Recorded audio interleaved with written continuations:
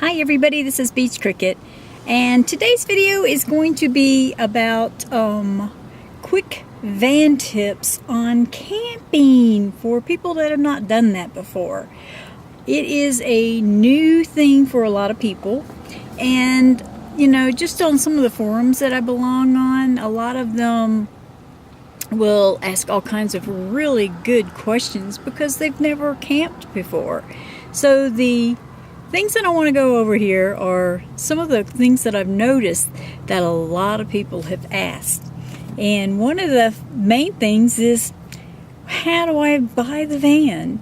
And that's a great question. So I recommend that when you go out and you look at these vans, you're going to want to know what kind of space that feels right for you. Another thing is you need to test drive it.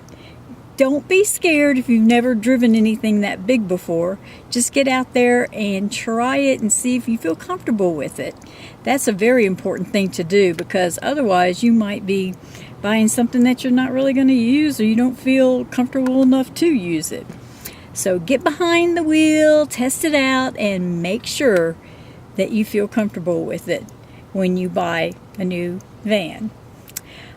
Take advantage of the 12-volt system, like the cigarette lighter.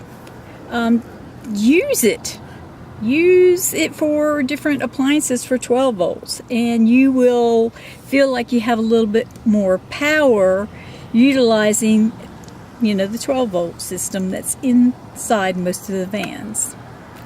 And get used to looking for 12-volt appliances too, because when you're camping, it is fun to camp, on the fireside and have a good time with all your friends and stuff. It's a lot of cleanup and it's a lot of work involved in having that, but most of the time when you're on the road and you're camping in your van, you're going to make simple little meals. And any of the 12-volt ovens, they have pressure cookers, they have fryers, they have little cups that heat up for water, they have thermoses, they have all kinds of interesting 12-volt appliances that would really help you when you're going camping. And always try to make sure that you are comfortable in your van. So don't be afraid to use the heater when it's cold. When it's cold, or the air conditioner when it's hot. So make yourself comfortable. Don't worry about all that kind of fuss about whether or not it's going to be too hot or it's going to drink up too much gas. Make yourself comfortable. You want to be comfortable, and you don't want to feel like, oh, I can't turn on the air conditioner. It's going to use so much, petrol. Also, when you're going van camping, it is really important to put all of your food in containers, sealed containers, because bugs, ants, all kinds of little creatures can get into anything that isn't. So if you have food that is able to go into a container, I recommend doing that. It saves for the freshness too, so, get some containers. When you go van camping and you want to go see different things, it's your choice as far as where you're going to go, what you're going to do, and if you want to pay for amenities or not in some of these state parks or RV places, different campsites, all kinds of different things, BLM land, whatever. So keep that in mind, because if you want some of the amenities like a shower, you got to keep those things in mind so that you are comfortable again. Always carry tools. Make sure you have a toolkit when you go out van camping or you're living in your van, either one.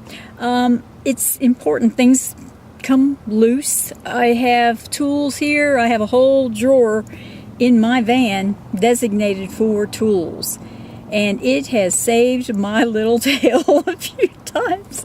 I'm not kidding you. Just from The last experience was a hose came off, and well, actually it cracked, and so I had to get some tools to secure it again, cut it and secure it back on so that I can roll in the van so I could still go. So have tools because they're really handy. All right, and a really good idea is to get your van ready for off-grid. Have solar power, have an inverter, have some type of system, you know, have a generator, whatever. Have some kind of power so that you can have power. It really makes a difference when you're van camping, and especially if you're going primitive camping, it's huge. It's really important. It is an investment, and I highly recommend it. I did not have it the first year I went out, and now on my second year I do have it. It has changed my life immensely. So I really recommend, if you can afford it, to get that. And this is so important. I have said this before in other videos, but take your time. I met a guy at a campground one time, campsite, just a primitive little area that you could go, and it was free.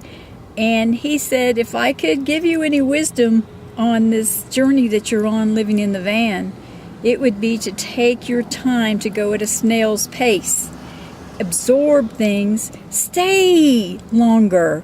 Don't have that mentality, go, go, go, go, go, because you will miss out on so many things if you just take it easy and slow and absorb what's all around you. And I try to do that a lot. It saves me on just so many things, on being able to relax and take the pups out and do things with them, and to explore the neighborhood or the city or wherever I'm at. And it's been much more enjoyable to me to do it that way. So that was good advice from that gentleman. And try, along with enjoying the whole experience of this van camping or van life, try to make friends. Now, a lot of you might be introverts and not want to get out there and, you know, say hello to your fellow camper over there. But I tell you what, I have this thing that I do. I'll just tell you what I do. And it's really worked for me. What I do is I find a place, and you know, I try to make it so that the girls and I are secure and we feel okay, and that my dogs can have some room to kind of roam and they won't disturb anybody else. I want to be very courteous of that situation, because my dogs yippee yap, you know, they're small, so you know, they do that and they're only doing their job. But anyway, I try to do that. But I watch people. I watch what everybody's doing. I'm aware of my surroundings. That's a big thing to always do. But I watch people, and usually if you haven't got out there and started talking to anybody, by the third day I usually make the attempt to say hello, and you know, to the ones that I feel like I'm more secure with. And you know, most of the time you meet somebody very interesting and share and swap stories, and it's a lot of fun. So I hope these tips have you know, helped you in some way. They're just a few guidelines that will help you in van camping, van life, and make it a lot more fun. All right, everybody, wake up and live. Get out there, have adventures. Beachcricket out. Bye.